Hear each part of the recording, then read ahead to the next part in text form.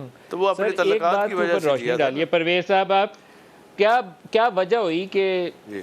वही इमरान खान जो same page पूरी जमात कहती थी, ये दूरियां कैसे पैदा हुई? खराबी की बुनियाद क्या बनी?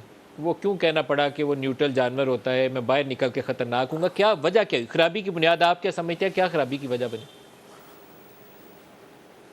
जो देखें, आप खुद ही अगर किसी का एहसान भूल जाए ना, ये आप कुरान शरीफ, तो आप माशाल्लाह बड़े मजहबी हैं, आप कुरान शरीफ में पढ़े ना, वहाँ तो साफ़ है कि किसी का एहसान जो है, एहसान फरामोशी जो है, ये हमारे दीन के भी ख़िलाफ़ है।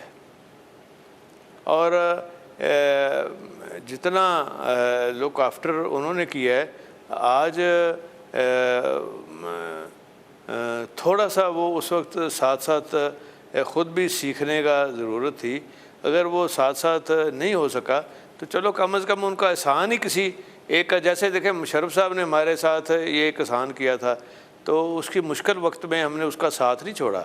अब भी रब्ता है उनकी सेहत का, उनके पूछते रहते हैं उनके बेटे को, उनकी बेगम को। तो इस तरह नहीं होता। जब इंसान है ना, हर बंदे को इंसान समझना चाहिए, और उनके साथ तल्लुकात जो हैं सियासत में, ये आपको पे बैक करते हैं, उसका फौरी रिज़ल्ट नहीं आता। ये फ्रूट बड़ी क्या देर वजह बाद हुई लगता खराबी है। की? क्या वजह हुई? इमरान खान की क्यों दूरी पैदा हुई? नवाज शरीफ की मैंने जैसे आपको कहा है कि वो दोनों जगह मिलती हैं आपस में बहुत ज़्यादा चीज़ें, नवाज शरीफ की ख़राबी की और जो अब ख़राबी हुई है। देखिए, ये अदारा जो है बड़ा डिसिप्लिन्ड अदारा है। इसमें सियासतदानों को एक असूल बना लेना चाहिए कि इस अदारे में कोई इंटरफेरेंस बर्दाश्त की नहीं जा सकती और होनी भी नहीं चाहिए, और ना वो कबूल करता है ये अदारा।